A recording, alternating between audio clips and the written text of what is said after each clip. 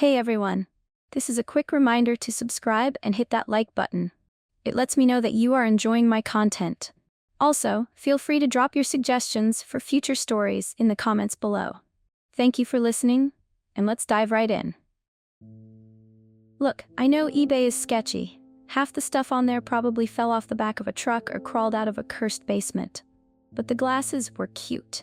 Like, really cute. Matte black frames, a little retro flair, that I read horror books and judge people quietly vibe, absolute perfection.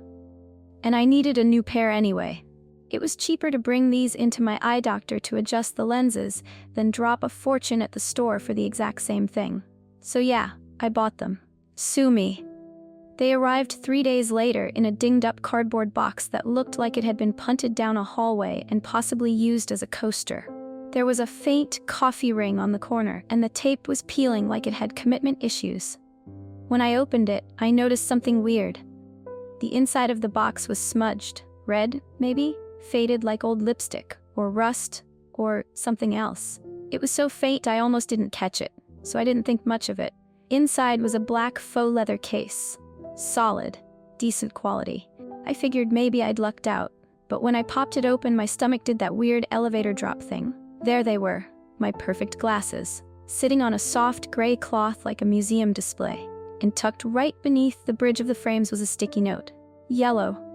Kind of crumpled. 5 words, thick and messy like someone had scrawled them in a hurry. Do not talk to them. I stared at it for a good minute. I mean, who writes something like that? Maybe it was a joke. Some warehouse employee with a dark sense of humor. Or the seller trying to be funny. Do not talk to them? Who was I supposed to avoid talking to? My glasses? The frames? The ghosts of poor fashion decisions past? I peeled the note off, wiped the lenses with the hem of my shirt, and slipped them on. And I screamed.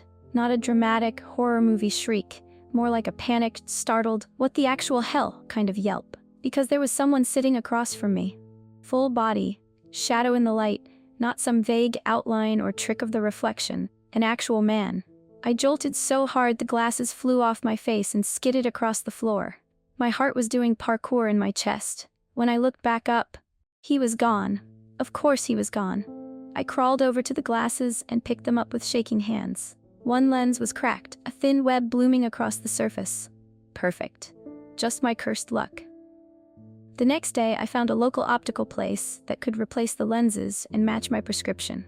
I dropped them off before work, picked them up that evening, and by the time I got home, I'd mostly convinced myself it was just a weird reflection, or eye strain, or stress, TikTok poisoning, sleep deprivation, something. I sat at the kitchen table, took a deep breath, and slid the glasses back on. He was back. Same place, same posture, like he'd been waiting all day. This time, I didn't scream. The glasses stayed on. We stared at each other in total silence. And then, he spoke. You can see me, right? Every molecule in my body screamed, don't answer. But I did. Barely a whisper. Yes, he smiled. Or tried to. Half his face didn't quite move right. His skin looked waxy, gray and soft like meat left out on the counter too long. Not glowing, not transparent, just rotting. One of his eyes was cloudy. The other watched me like it remembered things I hadn't done yet. What are you? I asked. He tilted his head, almost offended by the question. I used to live in this house, he said. Still kinda do, I guess.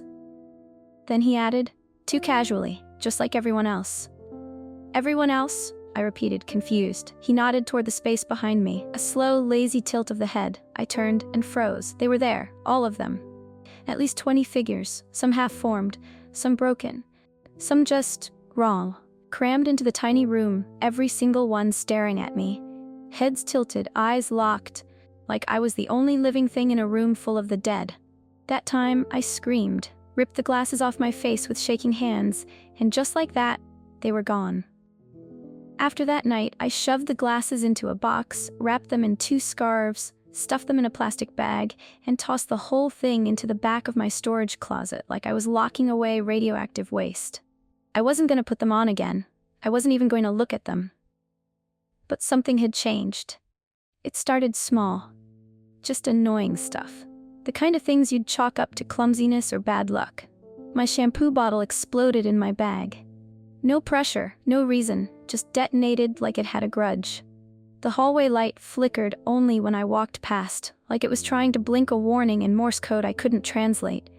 Then I dropped an entire set of plates. Not once, 3 times in 1 week. And I'm not clumsy. They just slipped, like my hands forgot how to grip. I was down to 1 plate and 2 mismatched mugs. The chaos kept escalating. My car tires went flat, all 4. I pumped them up, checked them carefully. 2 days later, flat again. Mail went missing. My kitchen pipes burst. My favorite sweater, soft, oversized, perfect, split down the back seam after a cold wash cycle. By the end of the week, I couldn't ignore the pattern. Something was wrong. And it was following me. When I got to work, my computer wouldn't turn on. Not just slow, dead. Food in the office fridge spoiled within hours. Mold on a sandwich I'd packed that morning. Every cup of coffee I made came out watery and bitter, like the machine was mocking me on purpose. It wasn't dramatic, just relentless. The kind of steady, spiraling pressure that frays your brain from the edges inward. But the worst part wasn't the malfunctions or the bad luck. It was the feeling, the pull. I couldn't stop thinking about the glasses, not just remembering them, feeling them, like they were still in the room, still watching, still waiting, breathing with me. So I caved. That evening, I logged into my eBay account with shaky hands, pulled up the original purchase confirmation. I clicked on the seller's profile and typed out the message. Hi, I have some questions about the glasses. I think there's something wrong with them. Please respond. I need to know what they are. Who they are. Please. I hit send, then waited. A few more miserable days dragged by, gray, glitchy, and full of tiny, maddening failures. I'd practically forgotten about the message when the notification appeared. New reply from seller. For a second, just a second, hope flared in my chest. Maybe they'd help. Maybe there was a solution. The message? No returns. That was it. I stared at it for a long time. I don't even know why I replied. Maybe spite. Maybe desperation. I typed, it's just that. I know it sounds crazy, but I see things when I wear them, like actual people, or not people. I don't know. Please. I hit send. Braced for silence. But within minutes, another reply. You're not crazy. The glasses are just different. The messages started coming faster after that. I asked what they meant by different. The things you see are real. That's why I left the note. I blinked. My hands were shaking again. You mean the sticky note? Yes, I know it wasn't much, but I hoped you followed the rule. I stared at the screen, cold sinking into my bones. Then I asked it. What if I didn't? There was a pause. And then, he probably won't get rid of them. Same as me. One final message. I got rid of the glasses because at least like this, I can pretend they're not there anymore. And suddenly, I understood. The glasses didn't cause anything. They just showed it. Not hallucinations, not delusions. They show you what's been there the whole time. Things didn't just stay bad. They got worse. The kind of worse that makes you question if your house is still your house. If your bad luck is just coincidence, or if the universe has actually decided to haunt you, one misstep at a time. I couldn't take it anymore. I tore through the storage closet with shaking hands, unwrapped the scarves like I was digging up something I'd buried alive. The glasses felt heavier than I remembered, the case colder. I sat at the kitchen table, same chair, same spot.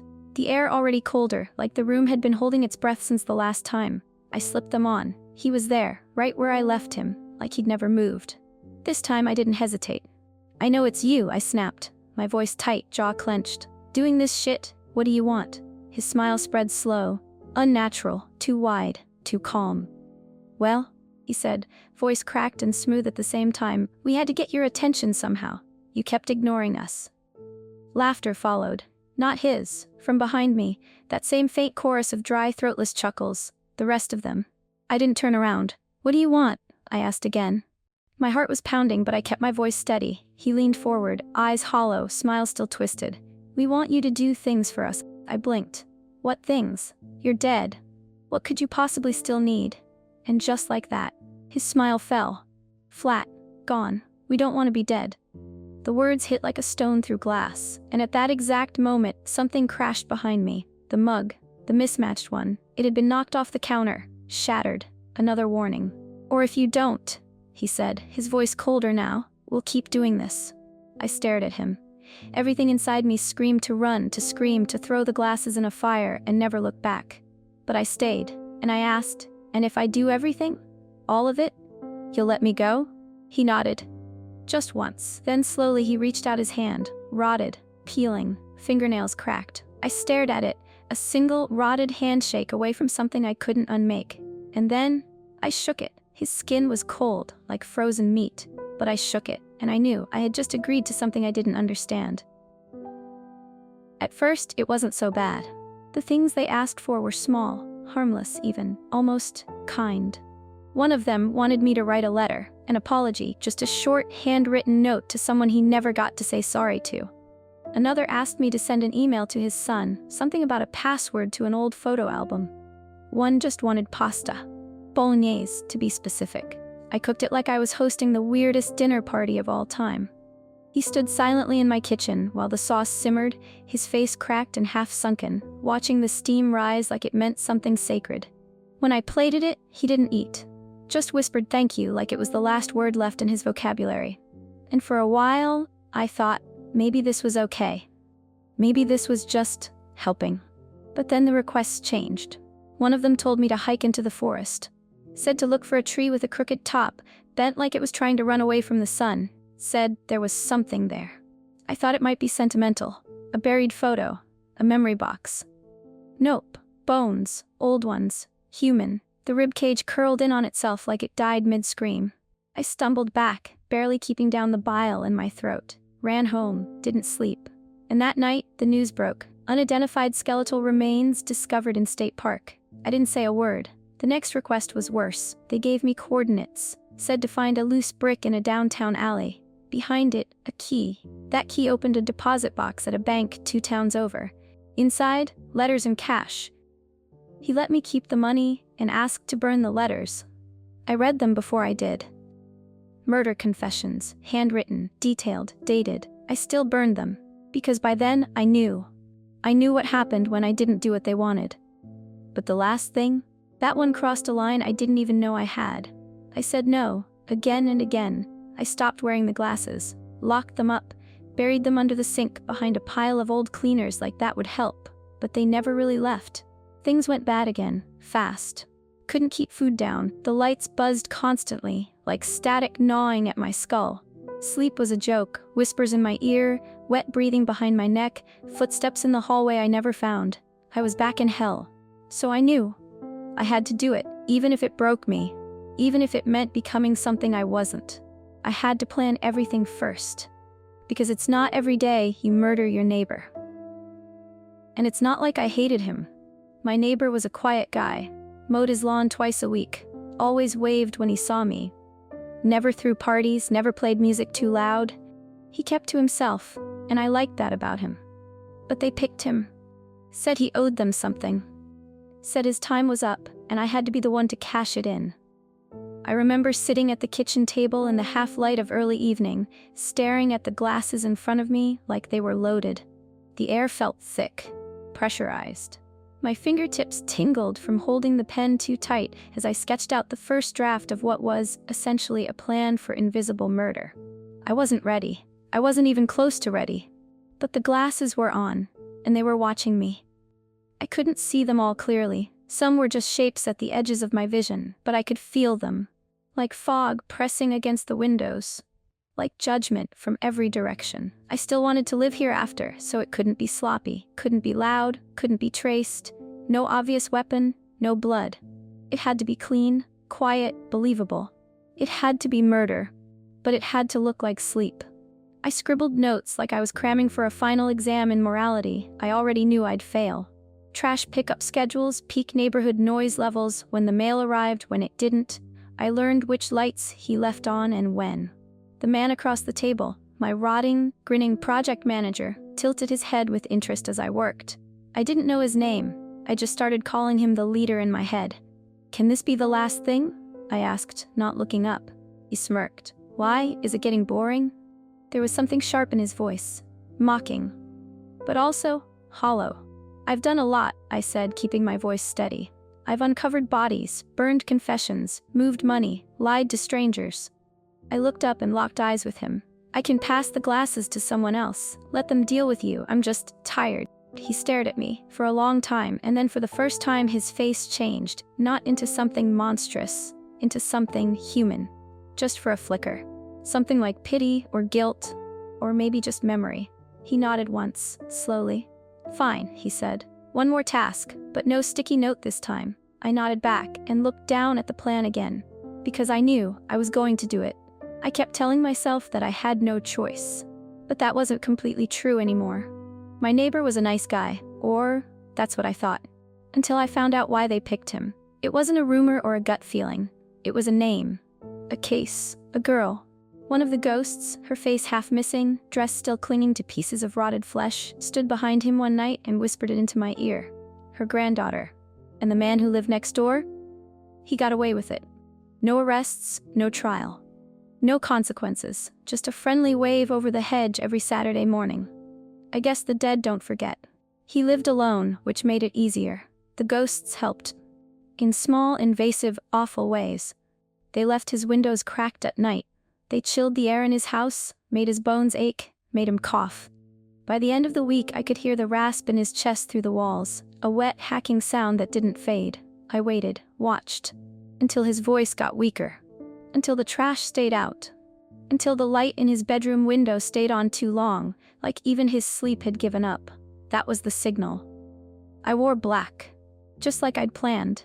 Took the knife they suggested, not because I planned to use it, but because it felt like a necessary threat.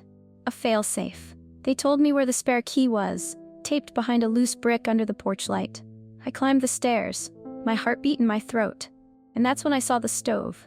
Gas burners. All four. Just turned the knobs and left the flames off. The hiss filled the house slowly, a whisper building in volume crawling across the tile like a ghost in a rush to bloom. I moved through the room carefully, closed the windows, checked for drafts, sealed it all. It was clinical. Not rage, not passion, just a checklist.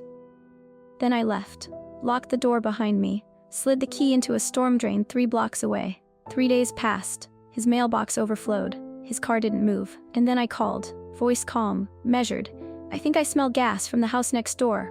The sirens came, but not with urgency. They came like a formality. I stood outside and watched them break in. I didn't cry. I didn't flinch. I didn't blink. Cause of death? Gas poisoning during sleep. Case closed. I watched the cleanup in silence. No ghosts that night, no laughter, no demands, just stillness. The kind of stillness that makes you wonder if you've won or just joined the game for real. I sat at the kitchen table again. Same chair, same scuffed floor, same overhead light that flickered when it felt like it. The box was in front of me, not a coffin. Not quite. But it felt like one. I had lined it with old tissue paper, layered it like I was wrapping up something sacred or radioactive. The glasses were tucked inside their case, snug, quiet, polite. I drafted the eBay listing. Had it sitting in another tab. Matte black frames, slight retro flair. Used, gently. And I wasn't going to be like the last seller. I wasn't going to warn anyone. No desperate messages. No guilt. No sticky note. If someone messaged me, I wouldn't reply. Because once the glasses were gone, they wouldn't be my problem anymore. I had them on while I worked, just for comfort. That should have been my first clue. That they'd become comfortable. He spoke before I even looked up. "You really want to do this?" His voice was quieter now. Like he already knew the answer. I looked up. "I don't want to be messed with every day," I said. "I want to live. I want to do good, you know?" His smile was small. Less of a threat this time. "But you are doing good." And the thing is, he wasn't wrong. I'd uncovered a body. Delivered long-lost messages. Stopped something awful from going unpunished. They'd pushed me into the dark. But I'd done something with it. Then he added, voice low and steady, "You're good at this. You keep it clean. You're easy to talk to. Grounded. No dramatic breakdowns about how the dead are real. You just get it." That one landed deeper than I wanted it to. I stared at the box flaps, fingers curled around the edges like maybe the cardboard would give me an answer. I could sell them. I could walk away. But I'd worn them while packing. And not just because I needed to see, because I missed them. I leaned back in the chair and looked up at him. "If I keep them," I said slowly, "you don't mess with me anymore. Everything's on my terms. I do things when I want. I get time for myself." He raised his hands in mock surrender, but his smile said everything. "Fine by me." Behind him, they all nodded. Ghosts, spirits, shadows. Not angry, not whispering, just waiting for the next thing. This time I held out my hand. Deal? He took it. His hand wasn't as cold this time. Deal, he said.